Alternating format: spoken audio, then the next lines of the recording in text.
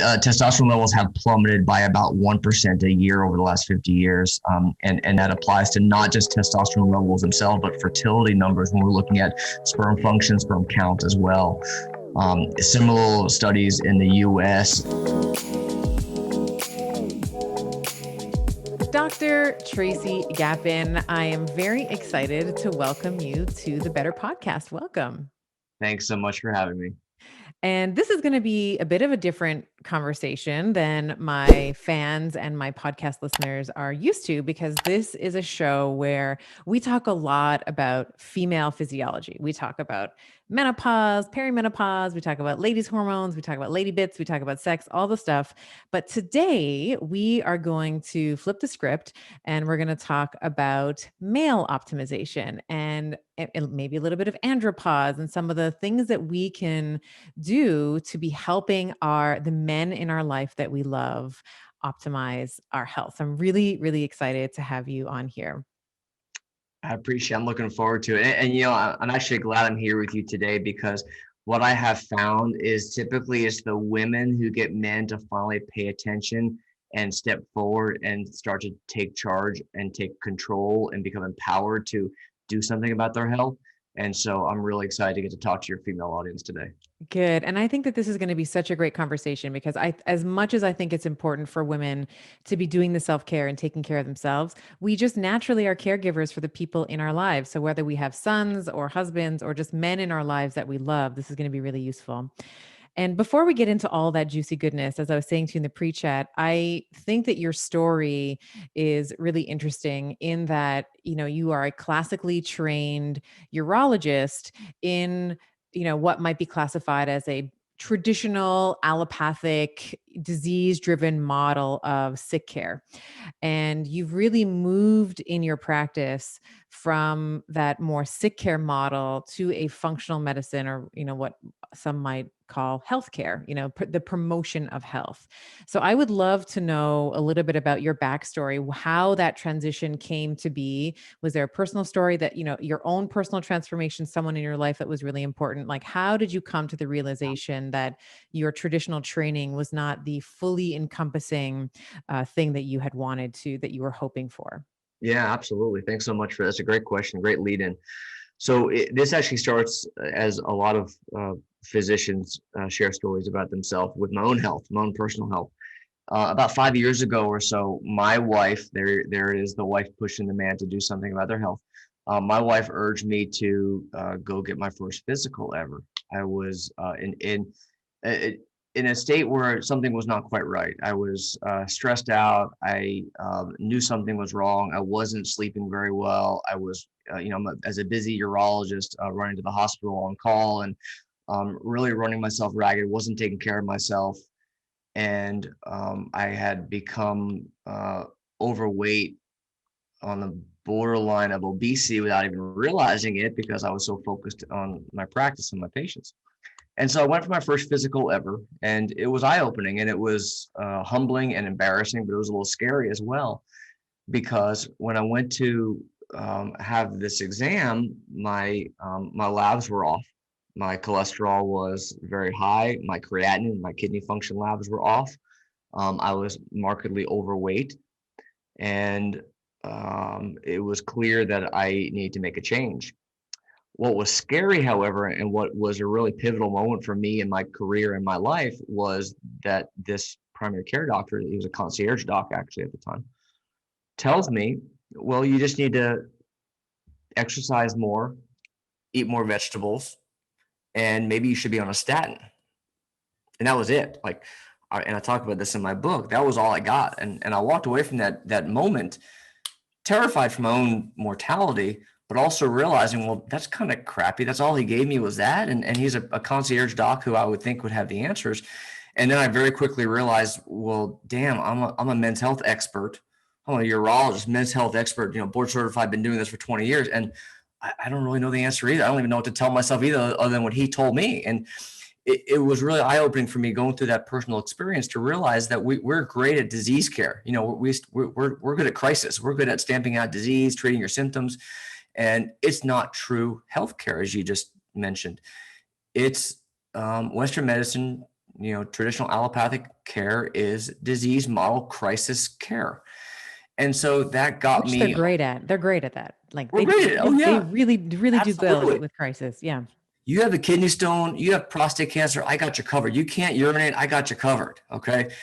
Crisis situation, we're there. But when it comes to actually promoting health and wellness and optimization, is what I call it, and promoting longevity, we fail horribly.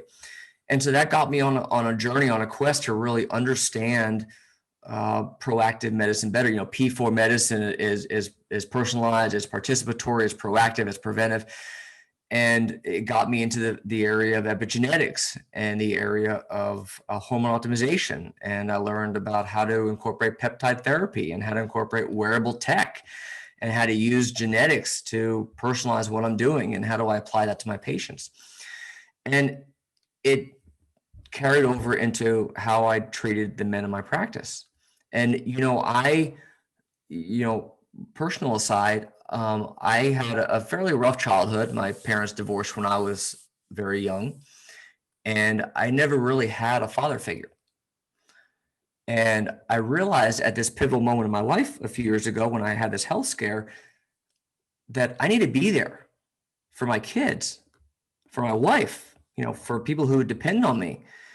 And for me to be present and engaged, I need to do everything I can to take care of myself first. You can think of when they're given the emergency instructions in the airplane, they talk about putting you on your on your oxygen mask before you help those, the little ones next to you. Well, if I'm not taking care of myself, I'm not going to be around to be able to be the husband, father, and leader that I need to be. And so that's where Male 2.0 came from. That's where the Gapin Code to Men's Health came from. It's my passion, and I have a newfound passion for not urology, but for optimizing men's health.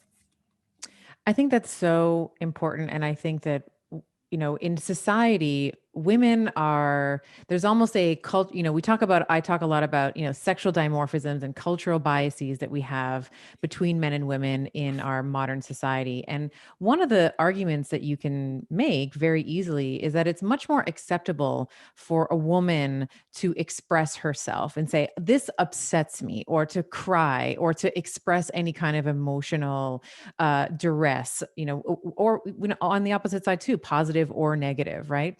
And I think that men sometimes get the short end of the stick here because we are, you mentioned, and I bring this up because you mentioned, not having a father figure. And I think that a lot of men, we teach them, directly or indirectly, to not feel their feelings, to like put their head down and punch things out. And I think that there's a lot of pressure, you said something along the lines of, I wanted to be there for as a husband and as a father to my children, so that those mistakes were not, you didn't have that intergenerational, like the same mistake propagating itself forward. And I think a lot of men feel that pressure, right? To be the financial provider in many cases, to be the, the emotional guard for, or the, the protector of the family. And I think that that really plays into their health and some of their outcomes in their health as well. And I like, I like that you said that your wife was like, hey, let's take you in for a, get some, work done. My question to you with all this lead up is, why do you think it is so hard for men to ask for help? Is it like a societal, is it more of a societal thing where like men are like strong like bull? I'm not going to do anything. I'm going to be Mhm. the, be the stoic, non-emotional, both in terms of optimization and when there's a crisis. Like, why is it so hard for men, do you think, to reach out, and what can we do to help them? Yeah, great question. It is pervasive. The lack of attention, the lack of desire to seek help. I think a lot of it is the perception of weakness. When a guy goes to see a doctor, there's something wrong, there's weakness. It's a question of perhaps masculinity. It's a question of strength. And I think that men need to take a very different approach. That's, the concept behind Male 2.0 is being proactive and taking charge and feeling empowered to do something about it now before symptoms and disease sets in, because it's so easy for guys to ignore it.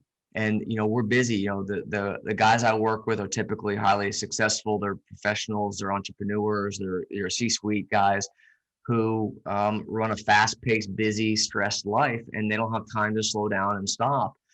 And there's not a reason to go see a doctor. There's not a reason to focus on your health until there's suddenly a crisis situation. And that's what I see is that guys will often not come in until there's a problem. And typically that problem happens to be sex. When they start having issues with sexual function, that's what finally gets their attention and gets them willing to make a change. And sure, that is one symptom of a much bigger problem. I'm just trying to change the narrative, change the paradigm of when guys decide to take charge of their health and let it not be when it gets to that point. And that's what I would like to redefine as the alpha male, right? Because we think of the alpha male as like this toxic, masculine, like, no, I can't be hurt. But I think that the alpha male is someone who knows that they're strong, right? So if they have the data that we're going to talk about today, if they have the insights into their health, they know how to build on their strength so that they can be protectors, so that they can keep other people safe, so that they can, do their life's work in the world. And that's, I have sons, right? I think about this all the time when, I try to help my children understand their feelings and be in touch with them. And, when they're upset, one of the things that it's my own little pet peeve with parenting when I hear, mothers and their sons are crying. It's like, stop crying. Boys don't cry. And it's like, yes, boys cry, like they're kids, So I love this idea of male 2.0 in that, we can really redefine what it means to be a male. And if you have the data, like how much stronger are you if you're a male who knows what his cholesterol numbers are, who knows, their genetic blueprint or the epigenetic expression. And we're going to talk about all these testosterone numbers and all that. So, Sure. I just love that. And how would you define male 2.0? I know we touched on the word a little bit, but what is your Mhm. definition of a 2.0 male? Yeah, sure. It's progressive, it's proactive. It's a man who is willing to step charge and step forward and take charge of his health. A man who understands that we're all uniquely different and there's no one size fits all approach. And that's where I'm sure we'll get into the topic of genetics and epigenetics. Yep. A guy who understands that there's no simple, easy fix. A lot of guys are looking for just a testosterone shot at the quick stop around the corner to fix it. And a guy who is male 2.0 understands that it takes a much more comprehensive or a systems-based approach, as I call it, to optimizing their health. A man who is willing to put in the hard work, looking at the long-term play, the long-term approach to health, and that we're not trying to fix things so you can have sex tonight. It's not about that. It's about the long-term picture. I Mhm. see guys in my practice who'll come in and they're morbidly obese. They're 250, 300 pounds, and they just want Viagra. And like, buddy, like you're missing the forest for the trees. So it's focusing on the bigger picture, focusing on what's important. It's proactive. It's taking charge. All right. So let's talk a little bit. We were talking about this in the pre-chat, in terms of what I see, and I'm sure you are seeing this ad nauseum, which is what I would call the estrogenization of our beautiful men. And one of the unfortunate trends that we're seeing is this idea that we are seeing progressive decline in the Mhm. fertility of our men, right? So the testosterone levels are decreasing, and we were just having a little go, and I said I want to make sure that we talk about some of the changes in terms of what we define as normal T for men and how that's really changed. So can you speak to how testosterone, our measurement of testosterone, our view on what normal T how that's changed over the years? Absolutely. And cut me off when you like, because I can go on this topic for like an hour right here. I was on stage at A4M a couple years ago talking about this topic. So Yeah. I'm passionate about it. So please don't let me go on. So testosterone levels have plummeted by about 1% a year over the last 50 years. And that applies to not just testosterone levels themselves, but fertility numbers when we're looking at sperm function, sperm count as well. Similar studies in the US as well as in Europe have shown the same thing, that numbers are plummeting. And I like to call it a testosterone pandemic. Everyone's talking about COVID pandemic, but this is a real crisis. And if we don't do something, I predict by the year 2040, the world's going to be impotent and infertile. Yep. Uh, You need a and seed and a soil. You need both things. You need the seed Absolutely, and the yeah. soil. Yep. And unfortunately, no one's really focusing on this. And we can look at causes, and when we identify what could possibly be at the root of all this, it's endocrine disruptors. It's toxins, toxicants, chemicals in our environment that are crushing hormones. These chemicals are not just causing low testosterone, they're causing obesity, they're causing autoimmune disease, cancer, infertility, a lot of psychological issues with depression and anxiety can all be traced back to the endocrine disruptors in our environment. Examples. Number one, atrazine. Atrazine is an herbicide that's sprayed on our crops. And unfortunately, US is the only country where it's actually still legal, by the way. But there are studies that look at frogs who are exposed to very low levels of atrazine. And these frogs, these male frogs, turn female. They actually turn female and they reproduce. They lay eggs and they reproduce at Oh very my. small doses of atrazine. And we have much higher, exponentially higher doses of atrazine on our food and our Is that a drinking weed water. killer? Is that a weed No, killer? exactly. It's exactly a weed killer that's sprayed on the crops, typically in the Midwest, the corn and wheat crops specifically. And so there's a big reason why, eating only organic and trying to do everything we can to get rid of atrazine. It's the second most commonly used herbicide behind glyphosate. We can look at things like BPA and phthalates. BPA is used to make plastic water bottles. Phthalates is used to make any kind of plastic, like plastic food containers, K cups, any kind of personal care products like shampoo and deodorant and colognes and soaps and laundry detergents are full of phthalates as well. These chemicals have been shown in numerous studies to crush hormone levels. And back to the BPA, on this planet, we go through 1 million water bottles a minute. Oh We my use God. I've a never heard that million a stat. minute, and most of those are not recycled. And so that plastic is leaching into our water. Mm. We're drinking it. There are studies that have shown that we have as many as 20 different endocrine disruptors detectable in our urine at any one time. And so we know that these chemicals are crushing our hormones as well as causing numerous other problems. So the key is to really identify the culprits and do everything we can to minimize exposure. There are a couple of great apps out there by the environmental working group that we can use to identify products in our everyday use that we can avoid. Think Dirty is a great one, great app that you can use, and then Living Healthy or Healthy Living by the environmental working group are two great apps that people can use. And then optimizing detox function is critical as well. And that's where I get into genetics with the guys I work with on how can we improve our body's ability to fight off these toxins and chemicals.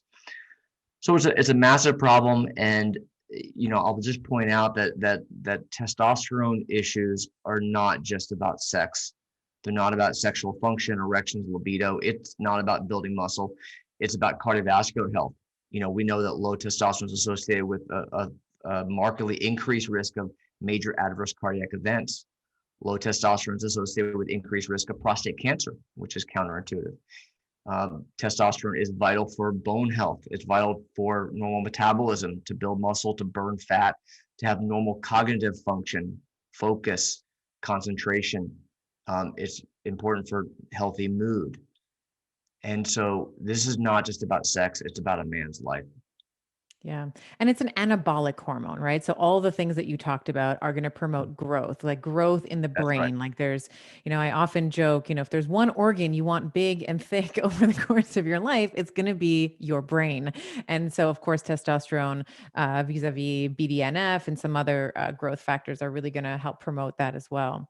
So you've talked about what testosterone does, for the male brain, for the body.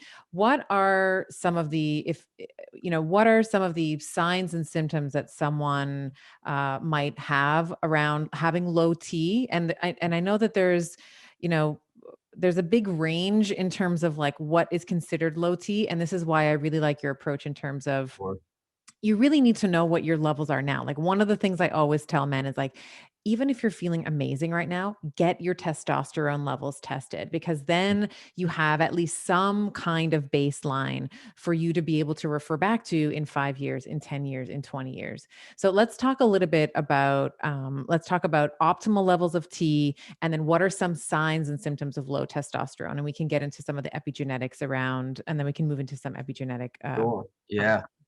So it's interesting that men will come see me because they're having symptoms of low testosterone, which can include brain fog, low energy, difficulty focusing, difficulty concentrating, difficulty losing weight is a common symptom where guys will say they have, the beer belly, the tire around their waist that they can't get rid of. They're exercising every day and they cannot seem to shake the weight off. They're having issues with fatigue where late in the day they can't keep their eyes open. They're having to take a nap. Issues with libido where maybe in years past they were chasing their wife around. Now their wife is chasing them around. Where role reversal, so to speak. Yeah. Issues with sexual function as well.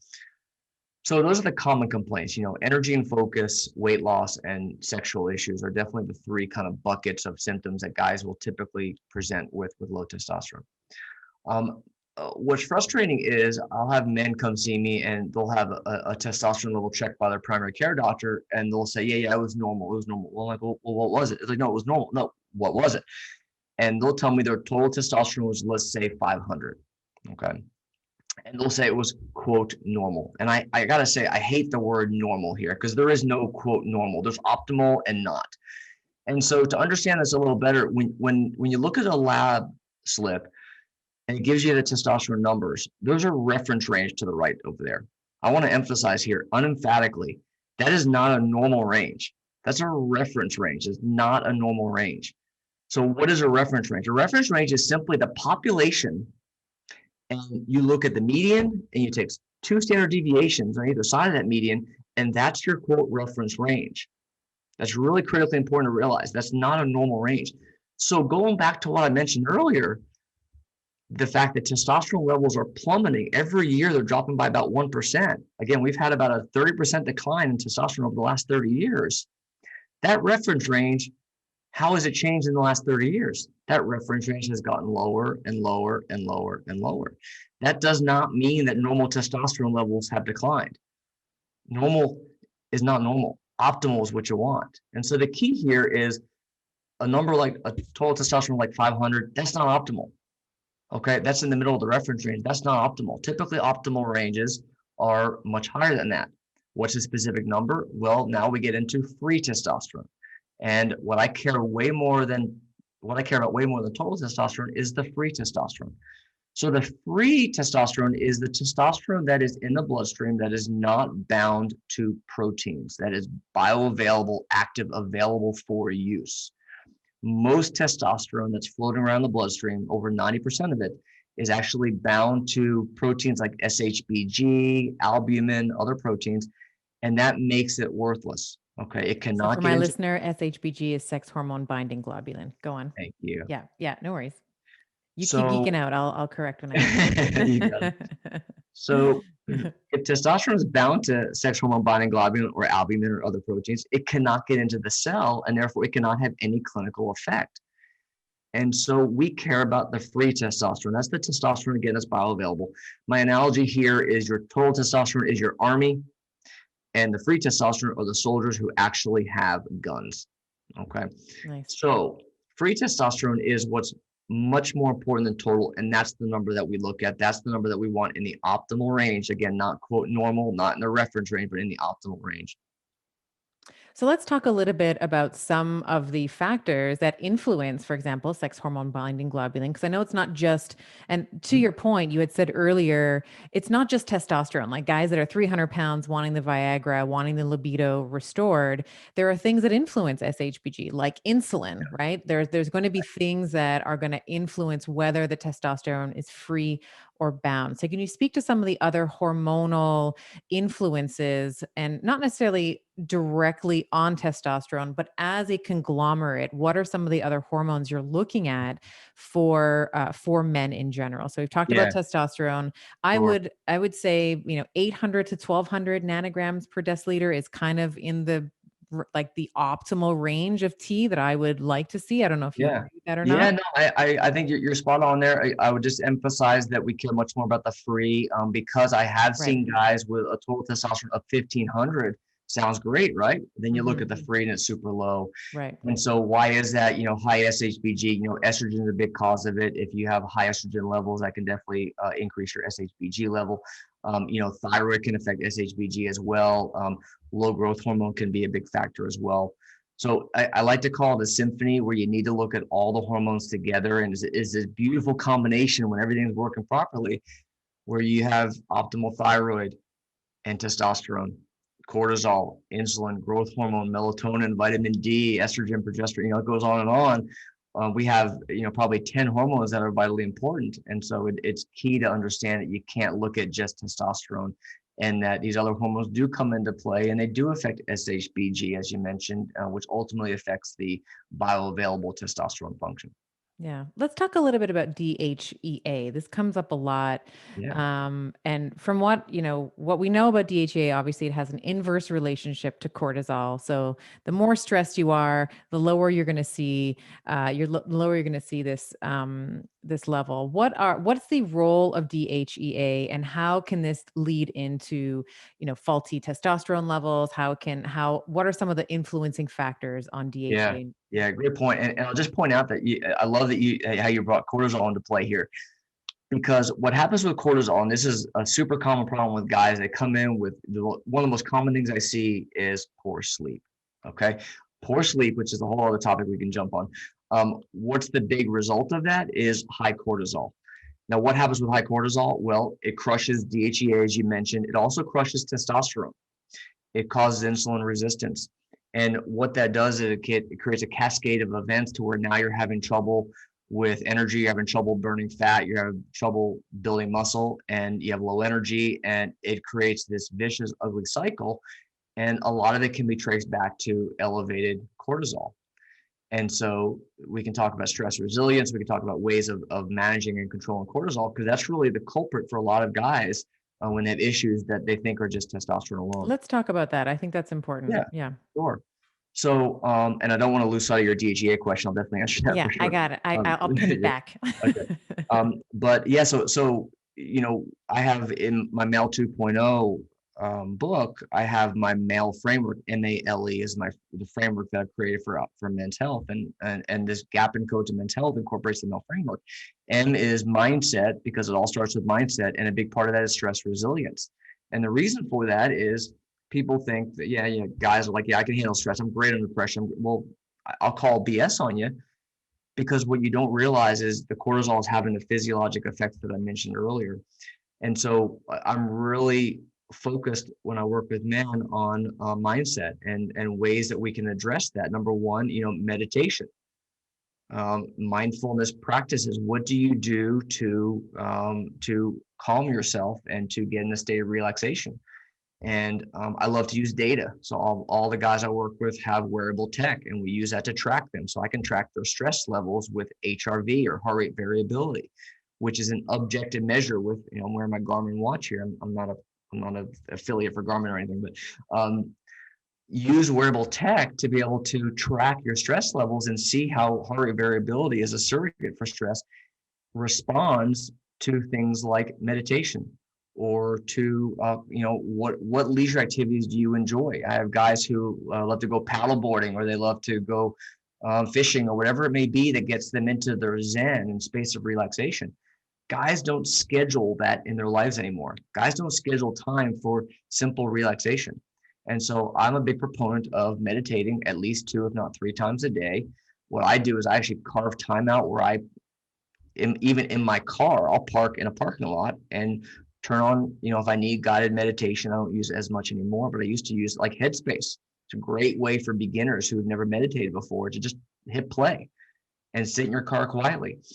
Um, focusing on good quality sleep.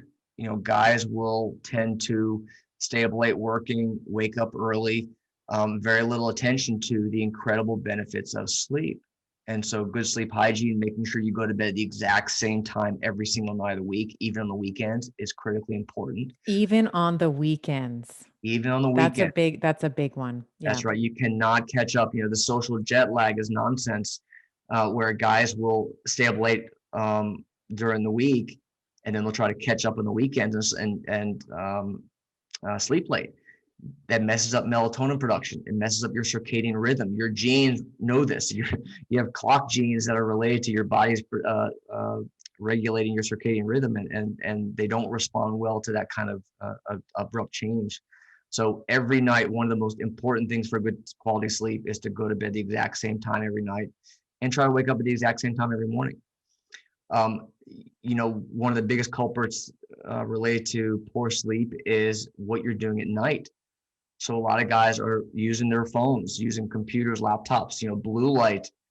What blue light does is it affects your stress levels, your cortisol levels. It affects growth hormone secretion late at night, and it affects cortisol. It affects melatonin. All these hormones, again, are coming into play as a symphony. And so it's understanding how lifestyle factors can have such a profound effect on your entire physiology. Again, we're not even talking testosterone here. We're talking all these other things that all come into play. And this is Mel 2.0. It's a systems-based approach to health. So we can look at not only what you're doing at night, we can look at what you're eating. So this comes into the genetics. When I work with men, one of the big data points is genetics. And for a lot of men, they have a variant in what's called the GAD1 gene, GAD1 gene. This gene relates to how your body processes glutamate, which is found in soy and MSG and grains, or if you eat a lot of protein, even like it's an amino acid.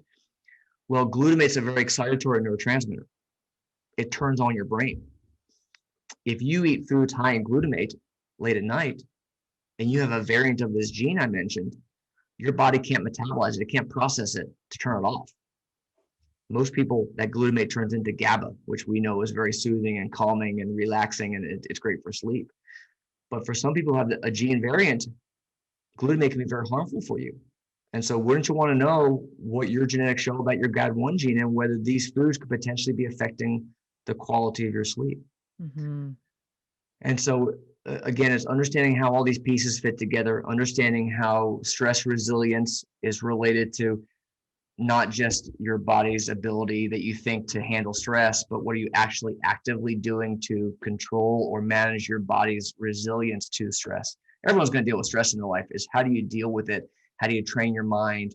And that comes through relaxation techniques, meditation. Yoga is fantastic. Exercise is great for it as well. Good quality sleep habits is critically important as well. I think it's also important to call a spade because I used to also subscribe to this idea that stress was my competitive advantage. And when you understand what activating this hypothalamic pituitary adrenal axis, the sympathetic nervous system all the time, stress makes you stupid.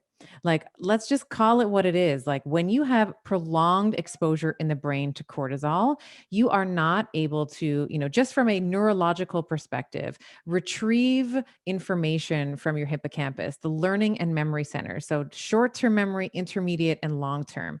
So, usually, the way that cortisol is supposed to work is there's like some emotionally salient event, right? Like the proverbial tiger in, kind of nomadic times, or you have to slam on your brakes because someone cut you off in traffic. And normally, cortisol is going to go, it's going to be a short-lived little ditty, right? It's going to activate all the sympathetic cascade, and you're going to encode that memory because it was very emotionally salient for you. So this is the brilliant design of our stress system.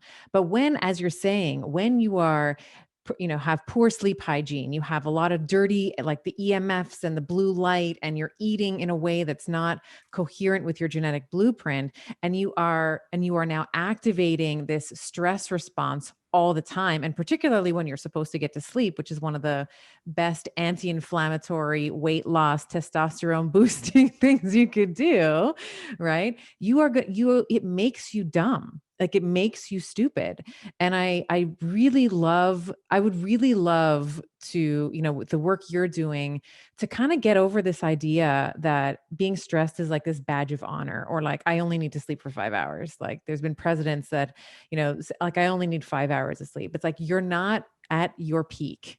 Like we know, Absolutely. you know? So I'm so happy that you said that, because I think that sleeping well is one of the, like, you can't outrun that. You're not going to out exercise bad sleep. You're not going to out nutrition. Like, you have to sleep. Yeah. Yeah. And there's a lot of very strong science showing that chronic sleep deprivation is strongly associated with increased risk of early Alzheimer's disease, Right. cardiovascular disease, and cancer as well. The big ones. Those are the things that all, those are the big three of four, right? The other Yeah. one's like Yeah. cerebrovascular, right? So Right. Yeah. let you So it mentioned, really, yeah, I'm sorry. sorry, I was going to say, it really comes down to, when you get down to it, part of the M of my male framework is living with intention. And it comes down to really designing your life the way it's supposed to be. And living with intention means that everything you do has a purpose, has a function, and you're being intentional about it. And that means setting a time. For me, 10:30 is my time. That's it. Like everything's like done. Like there's nothing else but sleep, because that's my priority. That's my intention at this point. And it's having that focus on priorities that is really critical, that I think a lot of people are lacking. I love that.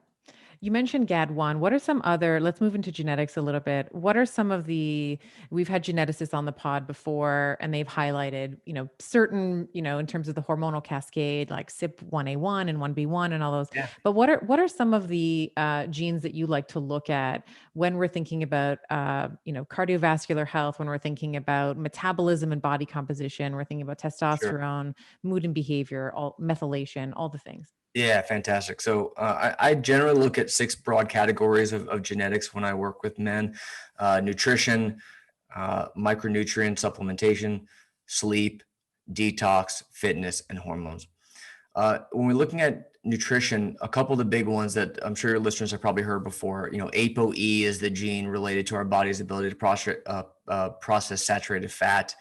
I can't tell you how many men will come see me and they're doing either the carnivore diet or the keto diet, because they were told that's what works. That's what they're supposed to be doing.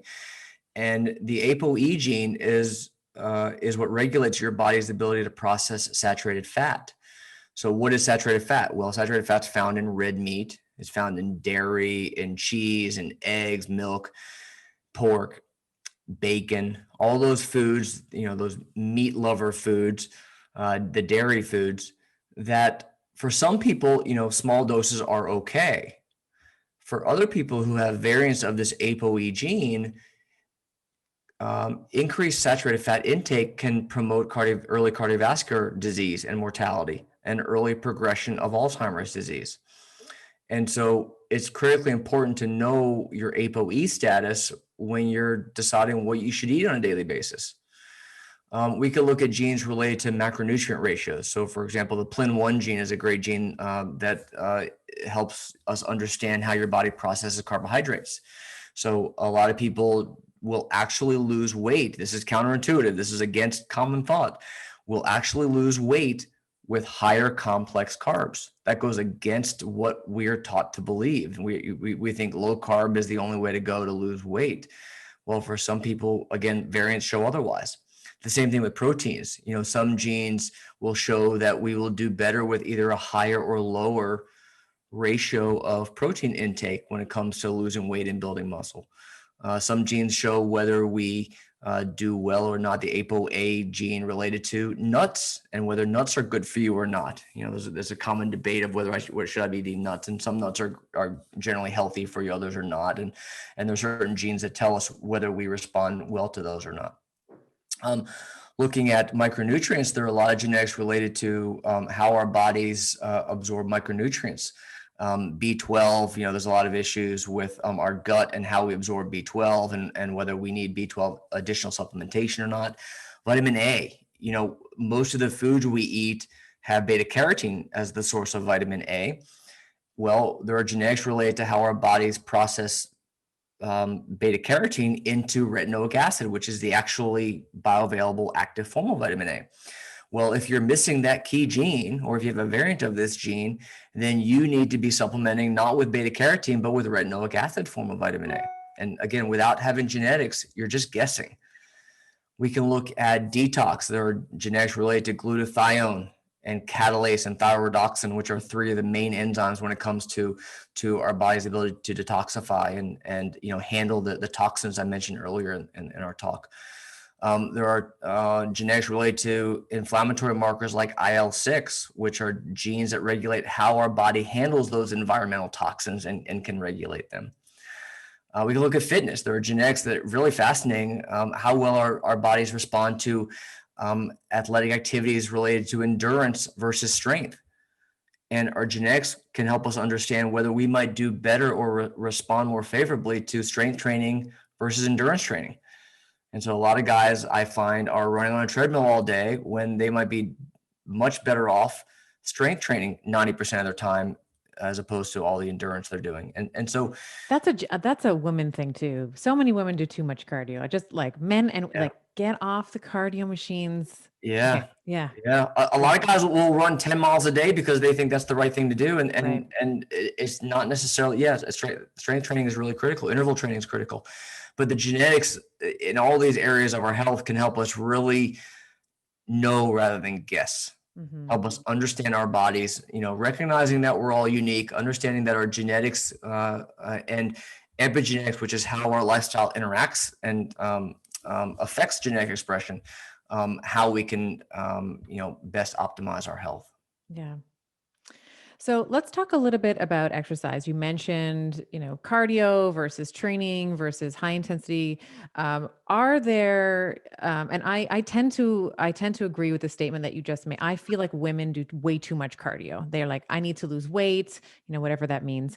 That's, also just an umbrella term. It's Hmm. kind of general and vague, but, so they'll do lots and lots of cardio and they'll be scared of the weights because scared of Hmm. getting bulky. And this is Yeah, like more of a female myth. But what are some examples of, or what are some of the ways that we can manipulate exercise variables to, for example, kind of back to the DHEA and the testosterone, how can we boost up our testosterone through strength training, for example, or sure. when cortisol is really high, when we look at sort of the diurnal pattern of cortisol where it should be highest in the morning, is that a really great time to train for men? Like, what are some of the what are some of the variables we can use exercise Yeah. for to help our men? Sure. The timing question I'll tell you is actually personalized. Studies are across the map when you look at what time of day should you exercise, and there's really no general consensus on that. Everyone's very uniquely different, and a lot of that comes into lifestyle. I wouldn't push men to that they have to exercise at one specific time. Yeah, it's more Um, important to get it in. Like, it's more important to exercise than to not, yeah, right? Yeah, yeah, yeah, yeah. that's right. But when it comes to strength training, strength training and interval training are key ways that we can modulate testosterone levels.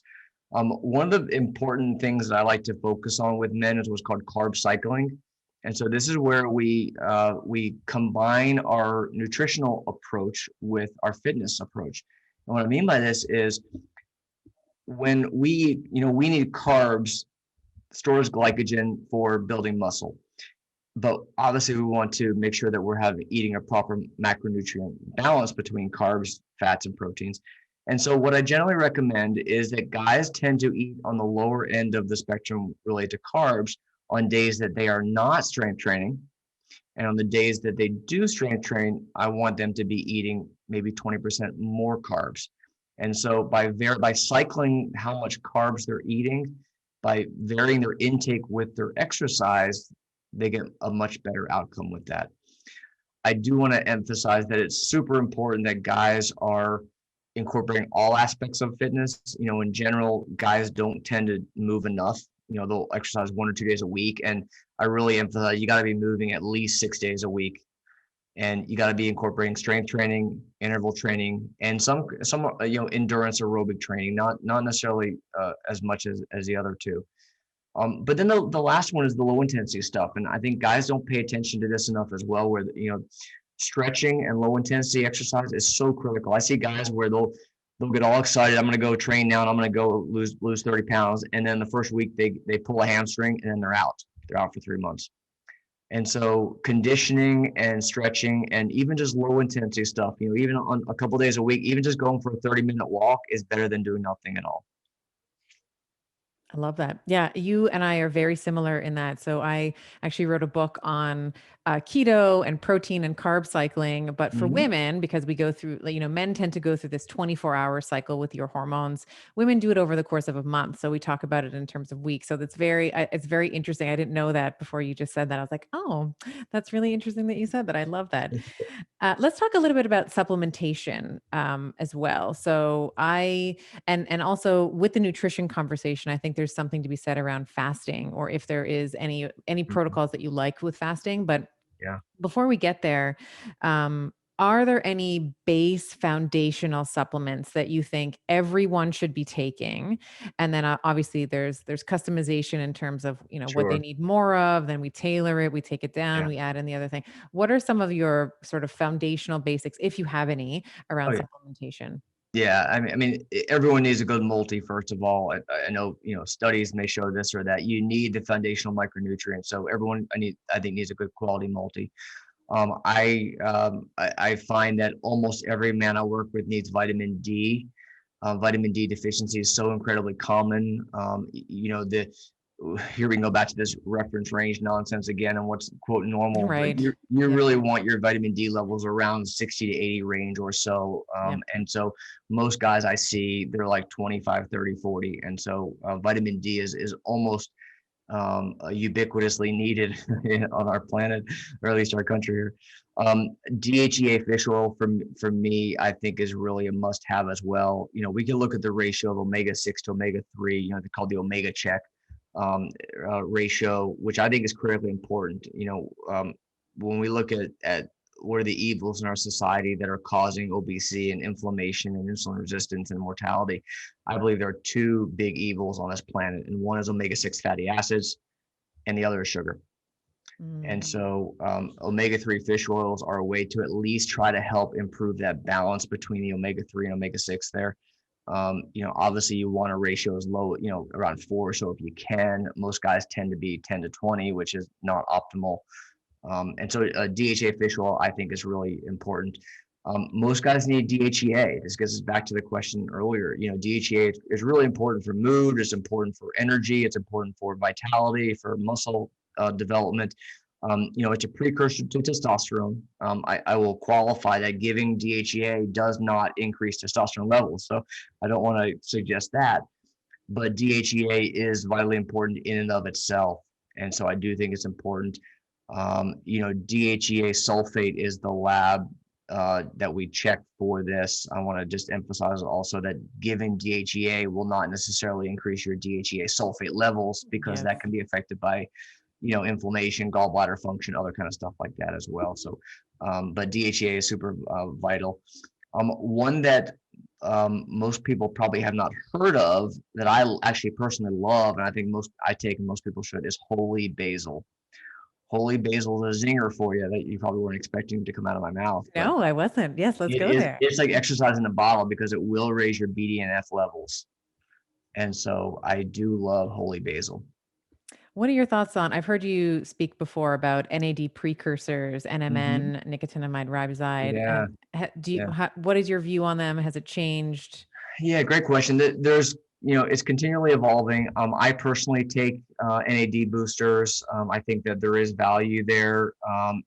The issue is that the studies, and Davis and Claire's book right behind me here, Lifespan, um, talks about this, about the studies that have shown that boosting NAD levels extend longevity in animal studies are pretty fascinating. But to do that, it requires a very large dose of NMN to get those NAD levels to where you want it. And most of the NAD boosters out there are not nearly, you probably need about a gram, 2 grams a day of NMN to get the boost that you need. And Which most of is the expensive AF. expensive, that's right, exactly. Yes. And most of them Yeah. have like 250, 500 maybe. And so Yeah. there's an asterisk next to it that yes, I do like it. I take it myself. Do I think it's a staple that every man needs to take? I think that's an individualized conversation to be had. Yeah. And I'm with you there. I find it's interesting as well because we know that NAD declines as we age. You know, Hmm. we can't just eat more NAD, Right. right? You That's can right. just like, you need Yeah. to be able to get it in that precursor. And then there's, Mhm. then you have these companies like the True Niagens and the Elysiums that just seem like they want to Mhm. kill each other. And it's like, which one's better, right? Is it the nicotinic Yeah. riboside or is it like Dr. Mhm. Sinclair talks about the NMN? And it's like, Yeah. I don't know. We Yeah. don't know. Right. Yeah. Yeah. And I personally, if you're going to take an NAD booster, and again, that's a conversation to be had, I prefer NMN. Yeah. Which And is the that's what I take. next step, right? So Yeah. it's like Yeah. NR goes to NMN, which goes That's to right. NAD. Yeah. That's right. Yeah. Okay. Very good. All right. Let's talk about fasting for men because I Yes. talk a lot about how fasting for women is very different than fasting for men. What are your thoughts on fasting for men? How can it improve, fertility, I love body it. Yeah. composition, any of those things? Yeah, I love fasting. I highly recommend it.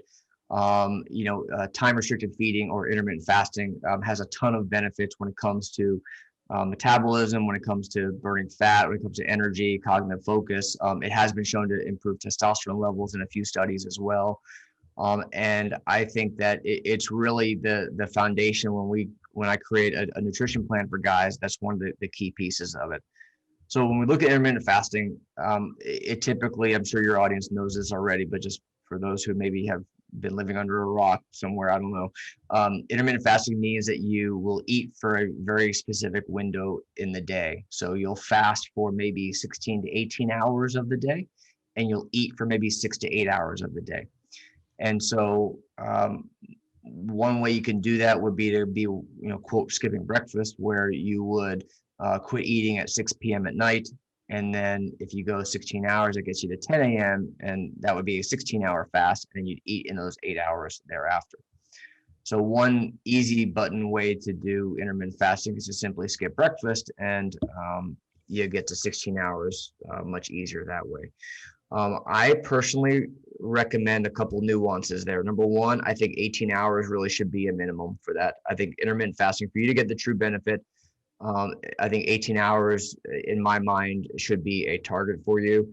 And so for me, it's 6 p.m. until 6 p.m. at night. I'll finish dinner with my family, and then noon the next day is when I'll start eating.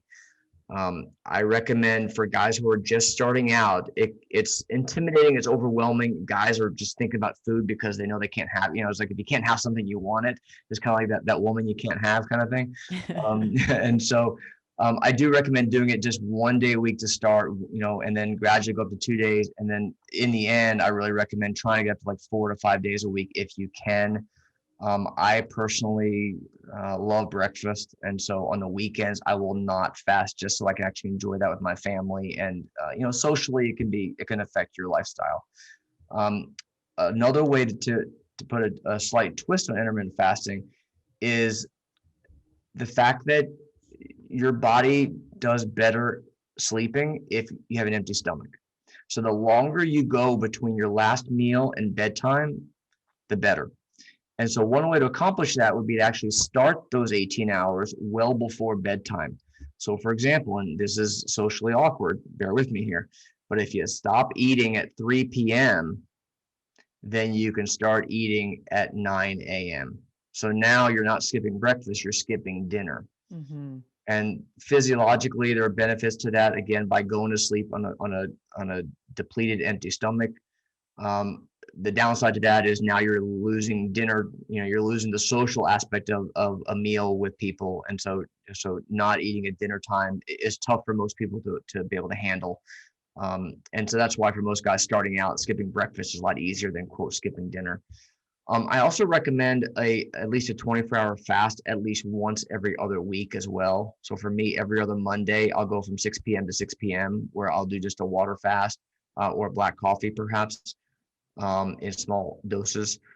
Um, I think that that's something that is critically important as well. There are tons of benefits for fasting. I mean, going back, thousands of years, people have fasted, and I think that it is something that is difficult at first, but once you get going with it, it becomes commonplace. And for me now, it's like it's I almost forget to eat now. Right.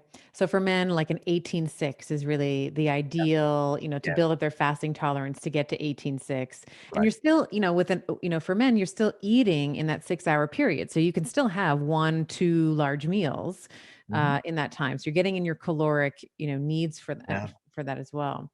that's right. Um, all right, so let's kind of put this all together because we've talked about a lot of different facets for male health. We've talked about hormones, we've talked about sleep, we've talked about exercise and nutrition and genetics. In an ideal world, how would you, if you had all the male 2.0s, they're all running around, what would be the metrics that they would know? And how would you want them to interact with their physician? What would be the things that you would want them to be asking for or advocating for? Yeah, good question.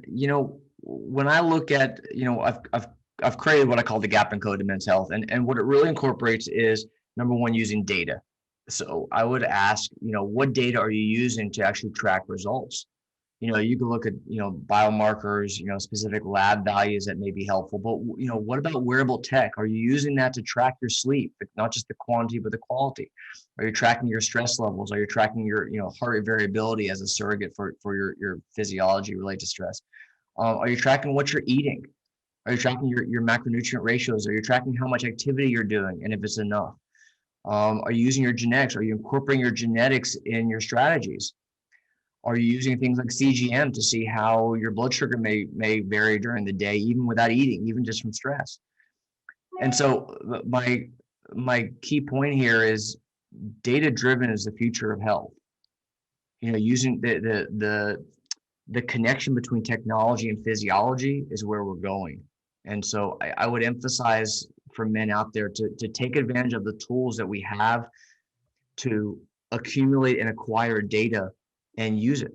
I use an app called Heads Up Health, which is a fantastic app that I would support. And I have all my clients and my coaches who work under me using Heads Up Health. Because with that, I can look on my dashboard and I can look at my Garmin data, my Aura data, my Fitbit, my Whoop, my Apple Health. I can look at my CGM, my labs, my chronometer to see my intake, my activity, all of it in one spot. And that's data. And this data is how we're able to really drive decisions. Mhm. Um, and then finally, I would really emphasize, again, what I like to call a systems-based approach to men's health.